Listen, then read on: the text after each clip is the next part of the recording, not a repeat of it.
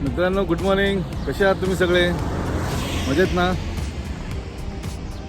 आज आपण चाललो आहोत एका छोट्या सायकल राईडवरती आणि आजचं डेस्टिनेशन आहे कर्नाला बर्ड सँच्युरी. हे डिस्टन्स येऊन जाऊन 30 किलोमीटर्स आहे.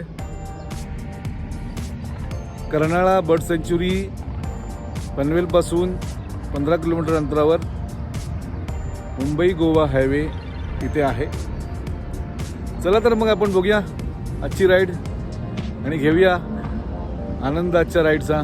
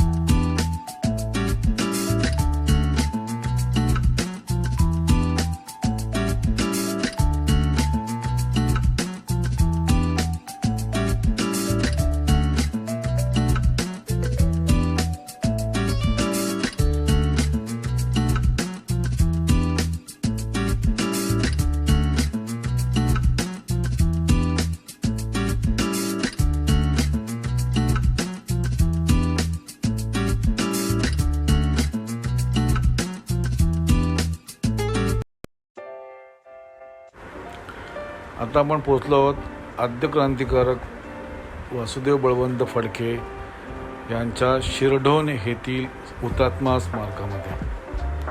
आपण पाहत आहात समोर जे स्मारक बांधलेलं आहे ते वासुदेव बळवंत फडके यांच्या स्मरणार्थ शिरढोण ह्या ठिकाणी रायगड जिल्ह्यामध्ये हे बांधलेलं आहे. मित्रांनो, वासुदेव बळवंत फडके ज्यांना आद्य क्रांतिकारक म्हणून ओळखलं जातं आणि ते भारतीय स्वातंत्र्याचे कार्यकर्ते आणि क्रांतिकारक होते, ज्यांनी भारताला वसाहतवादी राजवटीतून स्वातंत्र्य मिळवून दिले. त्यांचा जन्म 4 नोव्हेंबर 1845 रोजी रायगड जिल्ह्यातील याच शिरढोण गावात झाला.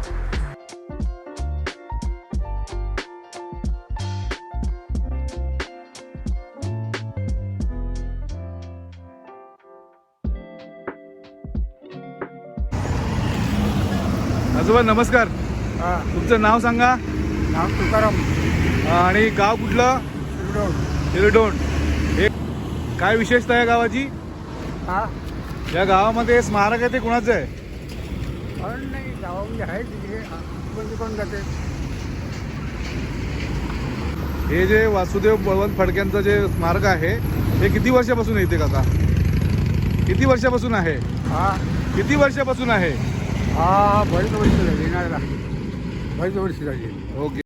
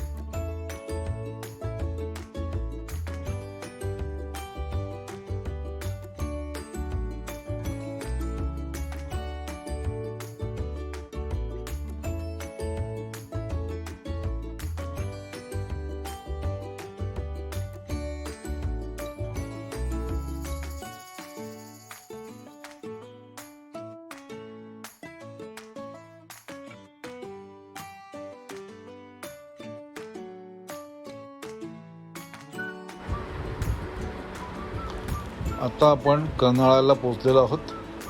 आपण पाहू शकता कर्नाळा पक्षी अभयारण्याचं फलक.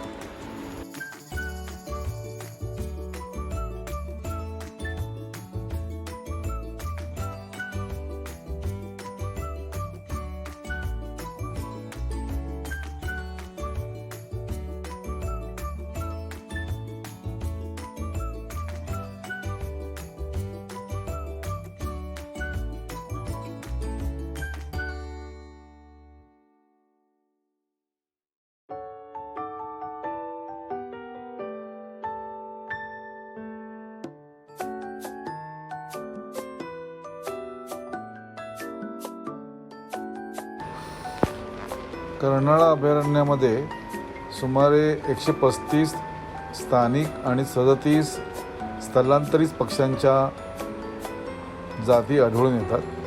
तुमच्यासमोर आहे कर्नाळा पक्षी अभयारण्याचं रेड कार्ड.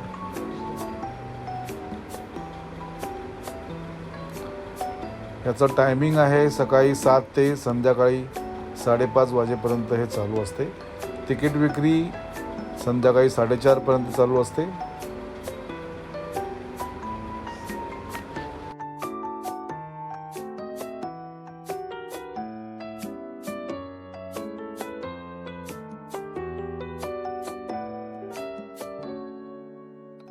मित्रांनो, आजचा व्लॉग इथेच संपूया. आजचा व्लॉग कसा वाटला जरूर कमेंटमध्ये कळवा.